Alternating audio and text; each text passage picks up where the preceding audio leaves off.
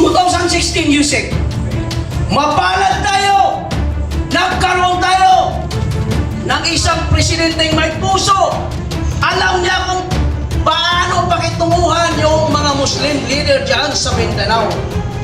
Sa katauhan ni Presidente Rodrigo Roa Duterte na nagbigay na isang pangsaburong organic law.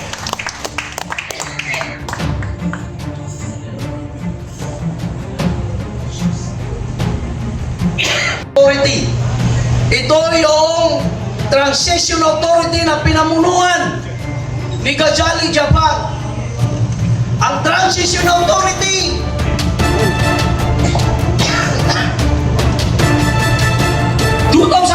Yusek, mapalad tayo, nagkaroon tayo ng isang presidenteng may puso.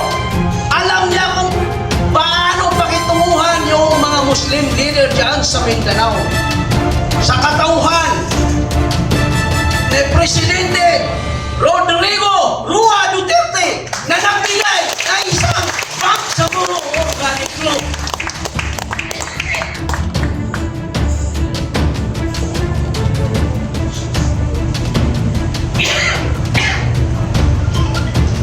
Hindi siya nagdalawang isip. Ibinigay agad ang POL na naglikha ng Bangsamoro Autonomous Region in Muslim Mindanao.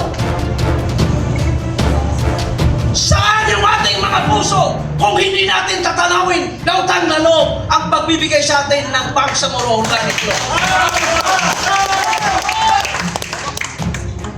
Kaya marapat lamang na tayo ay tumulong, tayo ay sumigaw, tayo ay makigabay diyan sa mga taong sumusuporta sa ating dating Pangulong Rodrigo Roa Duterte. At dahil doon sa malasakit ng isang taga Mindanao na naging Pangulo,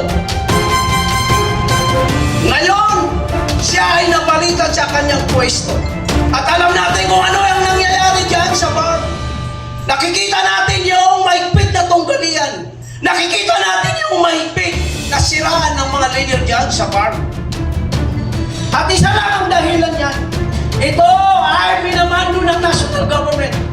Ito ay ang kadahilanan nito ay ang Imperial Manila. Ibig sabihin ang Malacanang. Dahil ang desisyon, ang order ay galing dyan sa Manila. Galing dito sa Imperial Manila. Kaya tayo nagbuklod-buklod ay tigilan anumang tangkang sirain ng peace process dyan sa Mindanao. Nakita natin na ginigipit nila, pinagkakaisahan nila ang nag-iisang Duterte na nakaupong bilang Vice Presidente. Kaya tayo ay nagbuklod-buklod.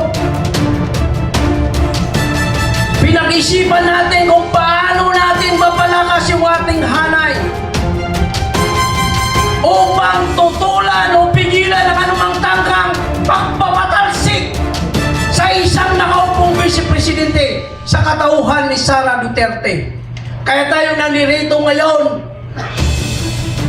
binuo ang isang coalition na kung tawagin ay One Bangsamoro National Coalition for Sara upang tayo ay magkaisa at magkaroon ng mas malakas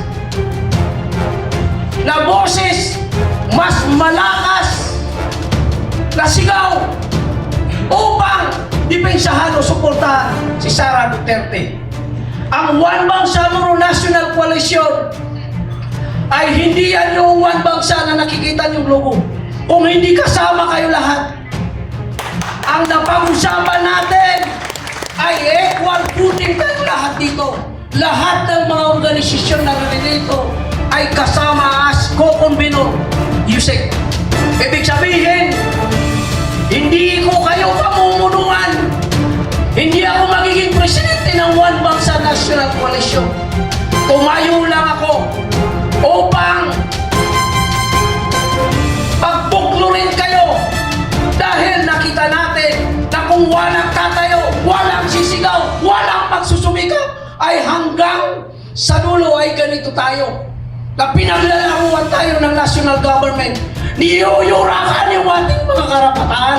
Nilalapas na nga din yung ating dangan. Alam natin, hindi mabilang yung nangyayaring human right violation sa ating mga kapatid. So isa ito sa kadahilanan kung bakit natin binuo ito upang magkaroon tayo ng isang malakas na organisasyon. Malakas na organisasyon na hahadlang sa anumang tangkang pagpapatalsik sa ating mahal na Vice Presidente. Dahil alam natin, siya lamang ang tanging leader na magpapatunay ng tunay na pamumuno na kung saan nakita natin, naramdaman natin sa pamumuno ng kanyang tatay Digong.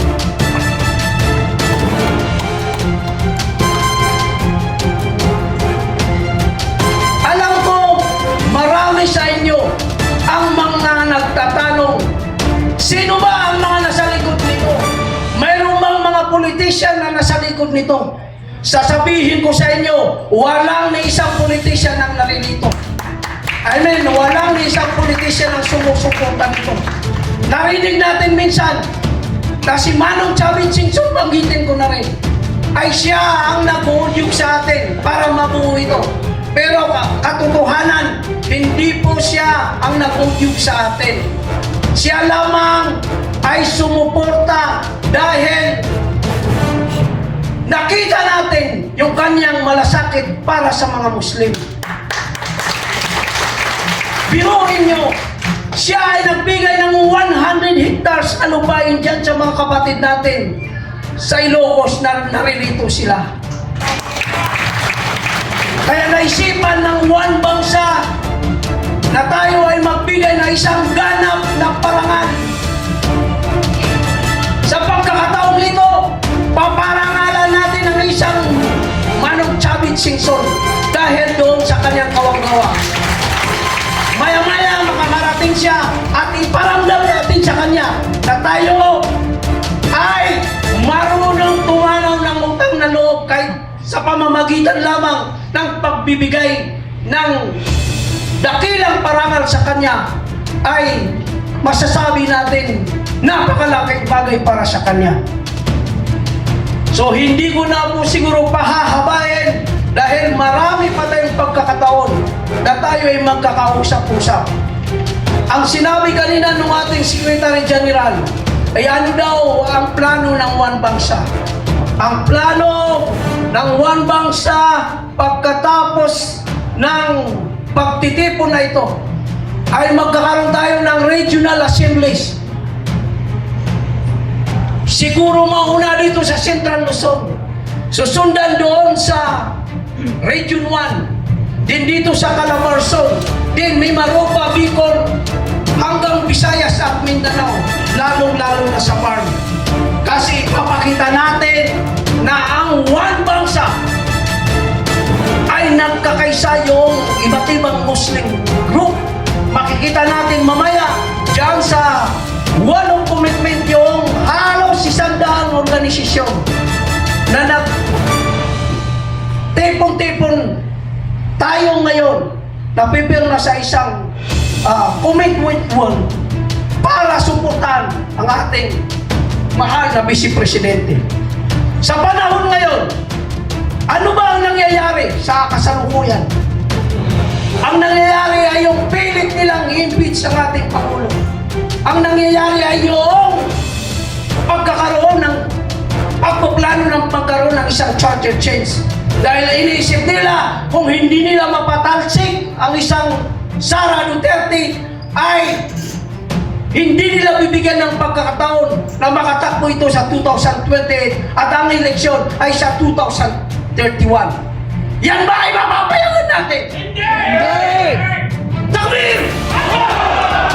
Malinaw na